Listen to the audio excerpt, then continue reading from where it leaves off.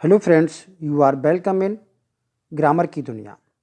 हम Madhya Pradesh TGT English के लिए पढ़ रहे हैं, जिसमें आज पढ़ेंगे द टेबल्स टर्न, जो कि विलियम वर्ड्सवर्थ की एक पोइम है। और हम पहले पोइट्री सेक्शन को शुरू कर रहे हैं। और जहाँ तक नोटिफिकेशन में जो हमने सिलेबस देखा है, तो सिलेबस विद इन 2 मंथ पूरा किया जा सकता है और आसान है। और इस पोइम में हमने जो इम्पोर्टेंट लाइंस हैं जो एग्ज़ाम में पूछी जाती हैं वो ब्लू कलर से कर दी गई हैं और शुरू में नोट्स लिए गए हैं। चलिए शुरू करते हैं। जो टेबल टर्न्स पोइम है वो 1798 में लिरिकल बैलेट्स का जो पहला पब्लिकेशन आता है उसमें ये पोइम थी। टेबल टर्न का जो अर्थ है वो 2 प्रकार की टेबल से है। एक the ordinary study table where be study books. पहली तो इन टेबल को बात किया है जब हम अपने घर के अंदर मेज पर बैठकर किताबों का अध्ययन करते हैं। और दूसरी टेबल को इन्होंने कहा है प्रकृति की गोद, द लैप ऑफ नेचर। तो कभी यहाँ पर अपने मित्र से जो ऑर्डनरी टेबल है जहाँ पर किताबों को पढ़ा जाता है उसको चेंज करिए और प्रकृति की गोद में जाकर सीखिए। तो यहाँ पर दोनों टेबल में कंपेयर किया जा रहा है कि किताबी ज्ञान और द नॉलेज फ्रॉम नेचर, इनमें कंपेयर किया गया है इस पोइम में। और पोइम जो है विलियम हैजलिट को एड्रेस करके लिखी गई है। और पोइम में कुल मिला के 32 लाइन्स हैं, जिसमें 8 स्टेंजास हैं और 4 लाइन्स के। चलिए शुरू करते हैं। यहाँ पर पोइट और उसके मित्र में इस बात पर बहस होती है। शाम का समय तो कभी कहता है कि अपनी जो किताबों की दुनिया है उनको छोड़िए और प्रकृति की गोद में चलिए, जबकि उनका मित्र कहता है कि किताबों में बहुत ज़्यादा ज्ञान है। तो इसी बात की बहस पर, इसी बात के पर कन्वर्सेशन में ये बुक जो है, ये पोइम जो है लिखी गई है। तो यहाँ पर कभी अपने मित्र को एड्रेस करके और कंपेयर करते हैं कि विच नॉलेज इज बेटर। तो बताते हैं कि the knowledge you get from books is boring and full of strife. On the other hand the knowledge we get from nature is spontaneous and also health giving. तो इस बात पर ही ये poem जो है। चलिए शुरू करते हैं। अप माई फ्रेंड, उठो उठो मेरे मित्र, एंड क्विट योर बुक्स, और अपनी किताबों को छोड़ो, और surely you will grow double, अन्यथा निश्चित रूप से तुम मोटे हो जाओगे, क्योंकि मेज पर बैठे बैठे पढ़ते रहोगे तो तुम्हारा शरीर जो है वो डबल हो जाएगा। Up my friend and clear your looks, कह रहा मेरे मित्र उठो और अपने जो लुक्स में क्लियरनेस लाओ, यानी कि अपने चेहरे पर प्रसन्नता लाओ, क्योंकि किताबों को पढ़ करके आपके चेहरे पर उदासी आ गई है, बोरिंग आ गई है, संघर्ष आ गया है। सो अपने चेहरे पर चीयरफुलनेस लाओ, क्लियर योर लुक्स, यानी कि अपने चेहरे को प्रसन्न करो। Why all this toil and trouble, इतनी सारी परेशानी, इतनी सारी मेहनत आपकी किस लिए है। यह कहना चाह रहा है कि और रास्ते भी तो हैं ज्ञान प्राप्त करने के, तो इतनी मेहनत और परेशानी फिर क्यों, जबकि यार दूसरा रास्ता ना होता तो आप ये परेशानी झेल सकते थे। अगली लाइन, अगले स्टेंजा में कह रहे हैं, शाम का समय है, the sun above the mountain head, सूरज पहाड़ के सिर के ऊपर पहुंच गया, यानी पहाड़ की चोटी पर पहुंच गया है। अ फ्रेशनिंग लस्टर मेलो, ताजगी प्रदान करती हुई जो कोमल चमक है, through all the long green field has spread, सारे हरे भरे खेतों में फैल गई है। His first sweet evening yellow, उसकी ये शाम की पहली मधुर चमक है। तो कह रहे हैं कि सूरज पहाड़ों के चोटी के ऊपर पहुंच गया है और उसकी जो मधुर चमक है वो हरे भरे खेतों में फैल गई है, और ये शाम की पहली चमक है, इसलिए तुम वहाँ से उठो और इसको देखो जाके। Books it is dull and endless strife, किताबें जो हैं वो एंडलेस स्ट्राइफ हैं, लगातार संघर्ष है उनमें, बोरिंग है। किताबें आपके मन में बोरियत लाती हैं। आओ come and here the Woodland Lynette, Lynette यहाँ पर एक पक्षी का नाम है, बर्ड का नाम है। आओ और इस जंगली लिनेट चिड़िया को सुनो, उसके संगीत को सुनो। How sweet his music on my life, कि मेरे जीवन में इसका जो संगीत है वो कितना मधुर है।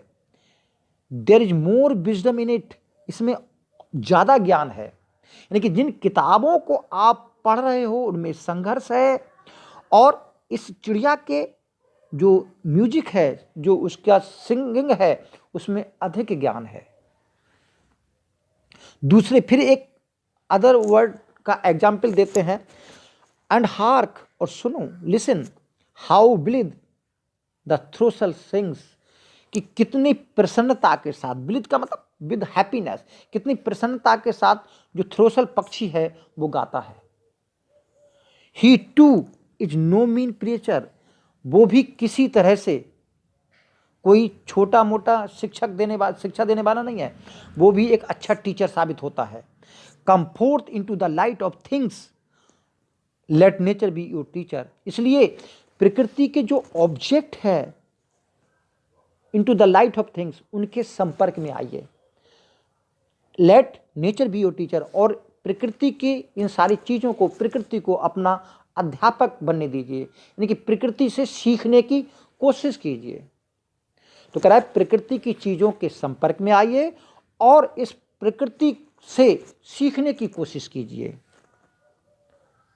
क्यों सीखने की कोशिश कीजिए? फिर वो जवाब देते हैं, सी हैज, सी का मतलब यहाँ पर nature, she has a world of ready wealth, our mind and heart to bless, हमारे मन को और हमारे हृदय को वरदान प्राप्त करने के लिए प्रकृति में चारों तरफ रेडीमेड धन भरा हुआ है।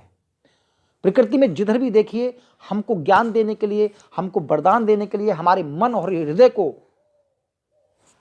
ब्लेस करने के लिए प्रकृति में चारों तरफ ज्ञान ही ज्ञान है, धन ही धन भरा है। Spontaneous wisdom breathe by health, और जो प्रकृति के द्वारा जो हमको ज्ञान मिलता है वो स्पॉन्टेनियस है, स्वतः मिल जाता है, हमको ग्रहण करने की आवश्यकता नहीं है, हमको टॉयल करने की आवश्यकता नहीं है, वो स्वतः मिल जाता है, ब्रीथ बाय हेल्थ, और से स्वास्थ्य के द्वारा मिलता है। दूसरी तरफ किताबों के द्वारा जो हमको ज्ञान मिलता है वो बोरिंग है, अनहेल्दी है, लेकिन जो हम नॉलेज प्राप्त करते हैं बाय नेचर तो वो हेल्थ गिविंग है और एज वेल स्पॉन्टेनियस है, यानी कि उसको प्राप्त करने के लिए बहुत ज़्यादा टॉयल नहीं करनी पड़ती। ट्रूथ ब्रीथ बाय चीयरफुलनेस, और हमको जो सच्चाई का ज्ञान होता है, जो हमको सच्चाई प्राप्त होती है वो प्रसन्नता के साथ प्राप्त होती है। फिर अगली लाइन में कह रहे हैं, ये पूरी लाइन 4 लाइन्स ब्लू में है, बहुत इंपॉर्टेंट लाइन्स हैं एग्जाम के लिए।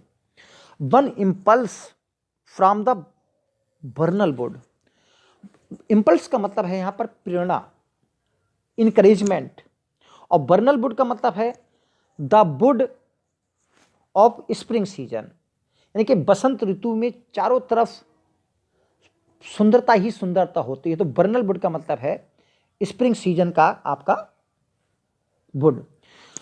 तो कह रहा है स्प्रिंग सीजन का जो बर्नल वुड है, जो स्प्रिंग सीजन का वुड है, वो उसका एक ही इम्पल्स, एक ही प्रेरणा काफ़ी है। May teach you more than man, आपको एक मनुष्य से ज़्यादा सिखा सकती है, यानी कि मनुष्य के द्वारा प्रदत्त जो ज्ञान है उससे कहीं बड़ा प्रकृति के द्वारा प्रदत्त ज्ञान है। और ऐसे में जो स्प्रिंग सीजन का ज्ञान है उसका एक ही इम्पल्स काफ़ी है आपको सिखाने के लिए। Of moral evil and of good than all sages can, जितना कि सभी साधु आपको सिखाते हैं कि क्या बुराई है और क्या अच्छाई है, क्या करना अच्छा होता है, क्या करना बुरा होता है, यही तो संत सिखाते हैं।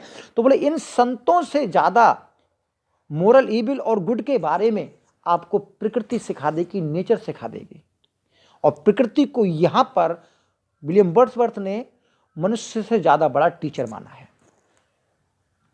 अगले स्टेंजा में कहते हैं, स्वीट इज द लोर विच नेचर ब्रिंग्स।